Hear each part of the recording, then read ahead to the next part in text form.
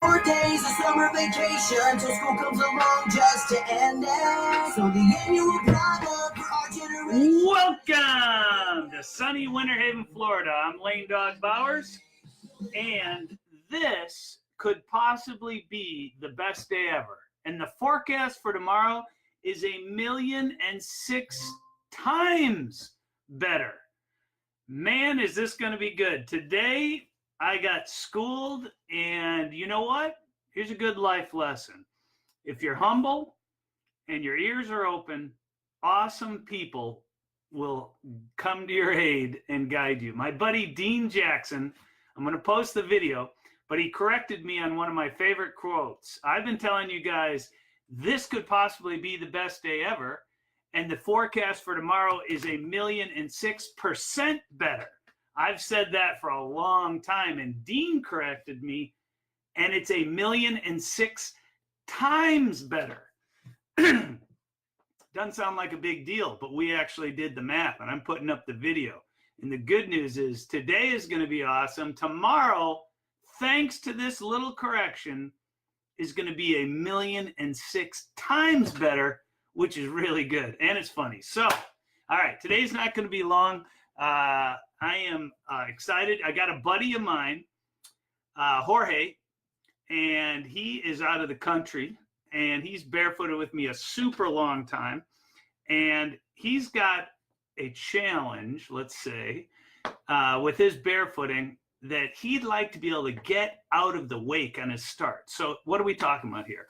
If you're barefooting behind the boat and doing a deep water start, one of the challenges, and by the way, this isn't only for beginners. If you are doing the world's most difficult barefoot start, which is the back tumble to one, this is a really good tip for you because I'm actually going to show you something really cool. I don't want you guys to survive barefooting. I want you to look cooler than you ever thought imaginable. And this little tip I'm going to give you is going to help you do this. So when you first start barefooting, one of the really aggravating things is you get up behind the boat and you're stuck back there. You want to get in the middle of the wake is where all the foam is. And sometimes there's divots and stuff like that, depending on what kind of boat you're on. And you get stuck there. The boat's now screaming, your butt is on fire, and all you want to do is get out to the nice water. You can see the nice water. It's only that far away and you can't get to it. So I'm going to give you the tips on how to get out there. And while it seems like something simple, it's a combination of knowing of some skills, some equipment, and knowing what to do. And you put them all together and you got a very cool start. Now, before I kind of go into the explanation, I want to tell you the different levels of awesomeness. Awesome units is what we're talking about today, and we're going to multiply the awesomeness in the awesome units in your barefooting. So level one is being able to get up, kind of, I call it cheeking out of the way. When I have people, students here, I tell them fart to the right, go to the left, fart to the left, go to the right while you're on your butt, and that is how you kind of get out of the way.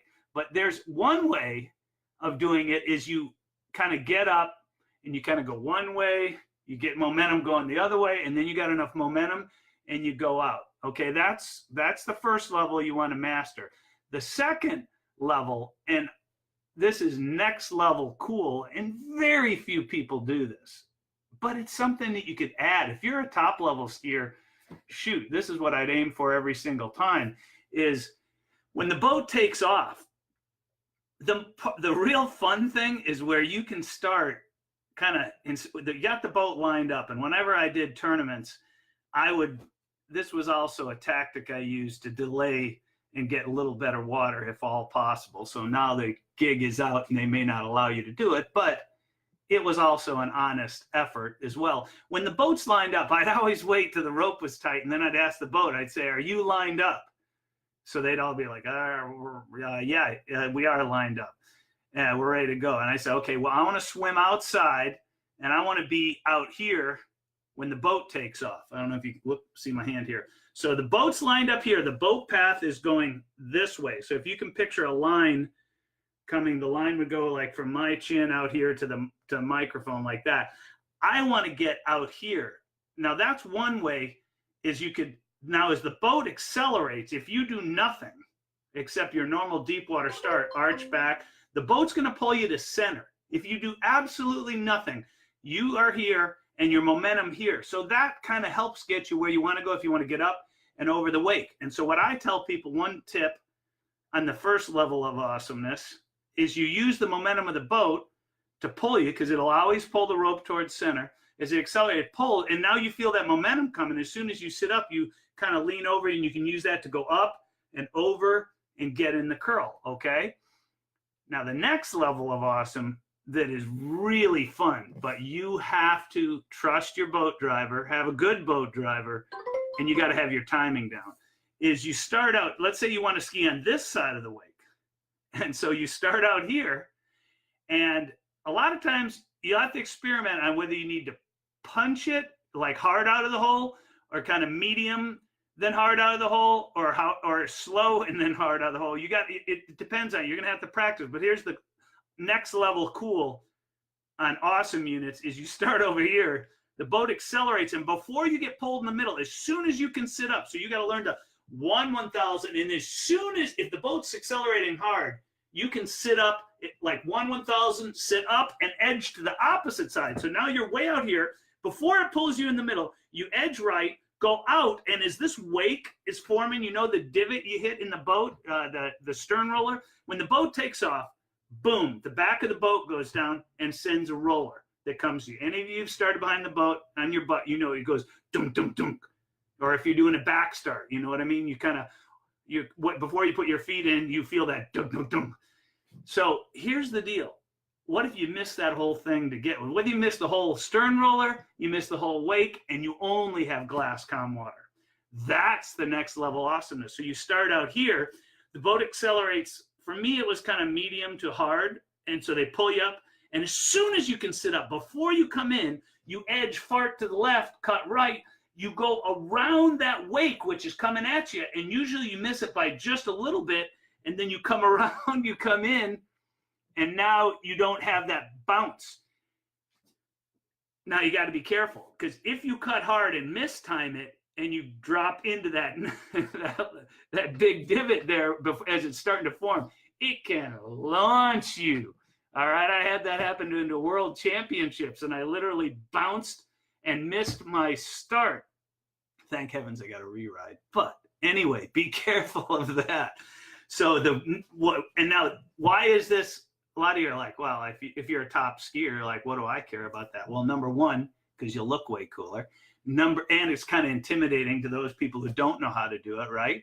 I mean, because it looks cool. I remember watching Ron Scarpa do this. He did a back tumble to one. It's like, no wake, no nothing. I'm like, what? So if you're doing a back tumble to one, the worst thing you can do, back tumble to one, maybe I'll put the video up on my site so you can see. It's the world's coolest, hardest start, is if you start right behind the boat, you got to go over the stern roller. So imagine that hitting you right in that chest. That's exactly what it feels like. Hitting you right in the chest as you're edging out, or a front tumble up. Maybe you're doing a front tumble up. Same with a front tumble up behind the boat, or a back tumble to one behind the boat, is you do not want to start here, hit the stern roller, then go up, down, because that's another shot to the chest, and that is not how you want to start your run. That is not next level cool. So what you want to do, and I'll get back to the front deep, but whether it's a front deep, a front tumble up, or a back tumble to 2 or 1 or whatever, the really coolest way to do this is where you can get outside that wake without ever touching it. It's pretty hard to do on a front toe up, so be careful, because if you screw this up, get a hard bounce on it, you could lose the rope. So be careful with that. You'd have to get really good at practicing that. But for those two starts, what you do is let's say you want to be on this side of the wake. It's your left probably looking at it, but my right. So you start out, the boat has to be lined up. Don't let them start pulling you forward, and because they'll edge you over here. Now you're never going to make it out. If you do it right, you get way off to the side.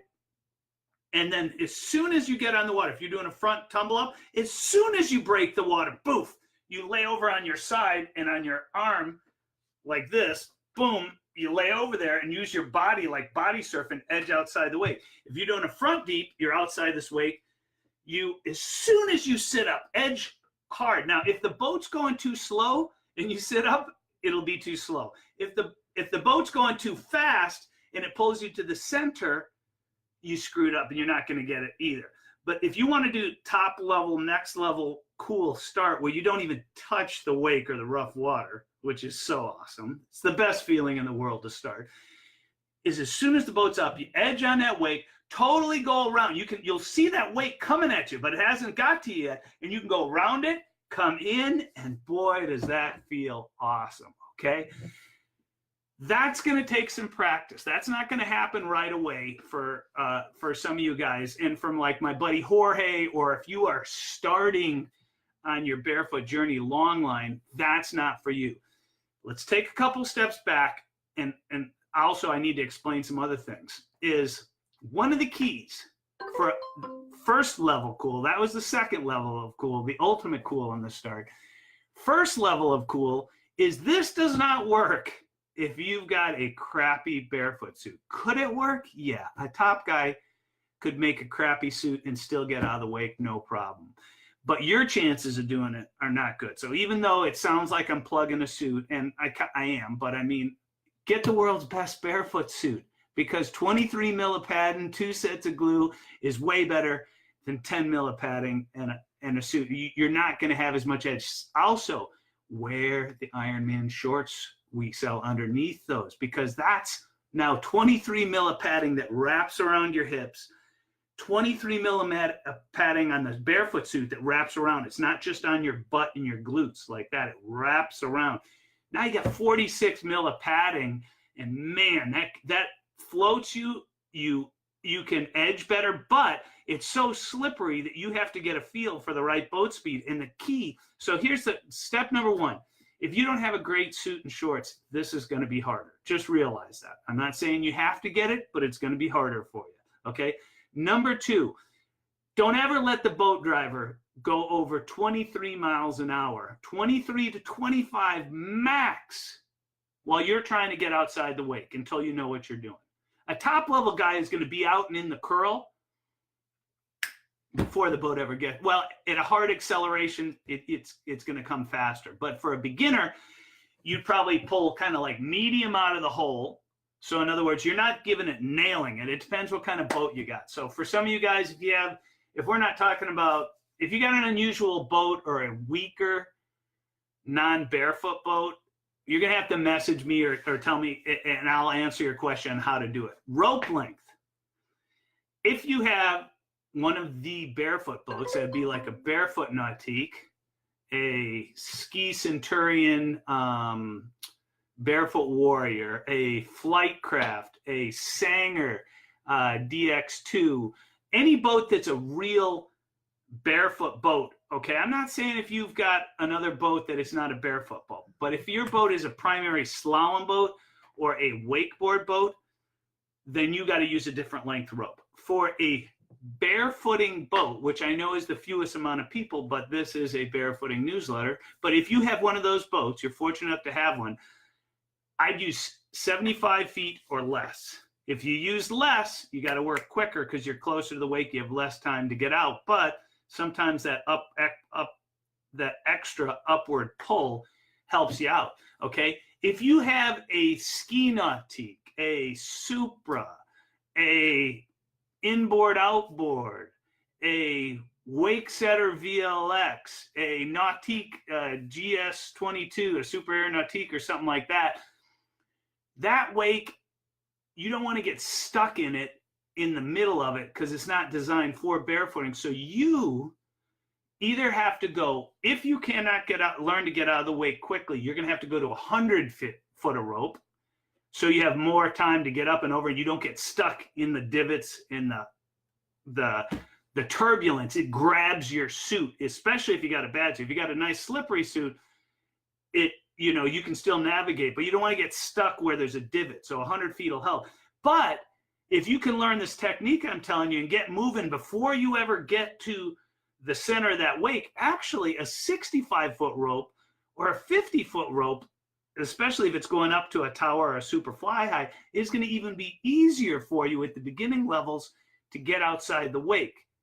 Except that you got to realize that you have to get outside the wake. Otherwise, you'll be stuck in worse water there. So you can try short, like 65 or 75 if you've got a non-barefoot boat, 75 or shorter if you've got an actual barefoot boat. Now, if you go on one of those shorter lengths and you do not have a barefoot boat, don't get up and try and cross that wake, because you are going to be sorely upset at yourself, because that wake will definitely suck trying to cross it at a shorter than 75 feet if you're not on a slalom ski or a wakeboard. So don't confuse those two. I'm talking about learning to get out of the wake like a boss, getting in the curl, and everything you're going to do is in that curl, not crossing over to that other side. You can sit out there, do tumble turns. You can learn to cross around outside the wake, okay? Number one, great equipment. You want to use a rope that's a non-stretch rope. So do not use a polyethylene rope like wakeboarders. I call it the Wally rope. But really, everybody should be using a Spectra rope. It's a lot safer, non-stretch, and it's what all the top barefooters use, and by far the best rope because it doesn't stretch. I don't care whether you're beginner or advanced, by far the best rope. Have a great barefoot suit and shorts. Third is the boat speed never above 23 to 25, and you got to figure out your acceleration. If you can learn to arch back, sit up on a faster acceleration, say medium to fast out of the hole, and edge out. If you can start edging within 2 seconds, 1/1000, 2, get up and edge immediately. You can't arch back, sit up, wait to get balanced. That your opportunity is lost. It's got, if you're going to do level 2 of cool, you got to arch back as the boat's accelerating, car, sit up and edge at the same time. If you want to try that method where you start out here and miss the whole wake and come in the nice water, you got to get on it. You've only got a couple of seconds window in which you can edge. Otherwise, you're going in the wake. Let's go back to the first level of awesomeness is just learning to get out of the wake and not get stuck in it. Start off to the side, 1/1000, 2/1000, sit up and use that. You already should be moving. You should feel it. 1/1000, 2/1000, sit up, edge, edge, edge. What I like to do is, if these are my feet, picture now I'm holding onto the handle, 1 foot on the rope, you got the one over. Never put your heels over the rope. One instep, the other instep. As soon as you sit up, watch, these are the feet. 1/1000, 2, sit up, fart to the right, take this foot, point it over to the left, and that's how you use that to help create your edge to get over there. If while you're doing this, you find I'm not going to make it up and over that edge, don't panic. Use that edge to kind of be your turning point and use that momentum to come out. Now, fart to the left, take your right foot and point it over to the right, and then fart to the left and get out. Now use that momentum to help get up and out. As long as the boat driver doesn't hit 30 or 35, you're going to be able to edge better at 23 to 25 miles an hour than you are at 30 or 35. That is going to be bad. So try that. I think that's pretty much going to cover it for you guys. But the most important thing to realize is edging is best on your butt. I'm talking edging on your butt is best done at 23 to 25. Top skiers, as soon as they feel themselves on top of the wave, they literally arch back, sit up almost immediately. If you're a beginning barefooter doing it behind the boat, you need to wait the 4 seconds, like I said. 1/1000, 2/1000, 3/1000, then sit up, okay? As you get more advanced, you take a harder pull, you sit up earlier and start edging earlier, and that is going to help you get out of the way. Okay, listen, I'm going to cut this short. I hope this helped you. Do me a favor, like the video, do me a favor and share it with someone that you think would help. You guys, any of you barefooters, and we're going to cover advanced stuff too, okay? But any of you guys who want some tips, number one, like the video, share the video, leave me a comment. Tell me what you want to see in the next one. Give me ideas. Email me at thefootersedge@gmail.com. Go to thefootersedge.com. click on, you can text me, message me on the site, leave me a comment, email me, whatever. I take those very seriously because what I've found is it's so helpful. Instead of just emailing one guy and taking all the effort to try and type it out, why not make a video about it that could help thousands of people? So that's what I'm going to do. I hope you guys get some value of this. I'm going to try and do these 3 times a week, okay? So any of you guys that are here, thanks for the likes. Thanks for sending me the likes and the love. I appreciate that. Do me a favor and share the video and any other social media you can, especially someone who's struggling with barefoot and they're discouraged. Let me help you get them encouraged. Let me help you get them safe. And then you'll not only have a fun buddy to barefoot with, but we're going to help people up their level of awesomeness. So God bless you guys. I'm super excited. I know that this isn't the best time of day. I get it, but this is still going to be able to be watched, anytime you want. Plus, it'll be on my blog. And plus, I'm going to send it out in my newsletter. So God bless you guys. Have a great day. Don't forget to leave me a comment about what you'd like to see, because there's a really good chance, no matter how technical or no matter how silly you think your question is, that tons of other people have that same question. So Jorge, if you're seeing this, my friend, this is for you, buddy, okay? This is coming out. And God bless you guys. Have a great day. And my next podcast, the next live is going to be on Friday. So you got today, tomorrow, and to give me some ideas on what I'm going to do for that. Otherwise, we'll go. I know a lot of people are loving the barefoot stuff. And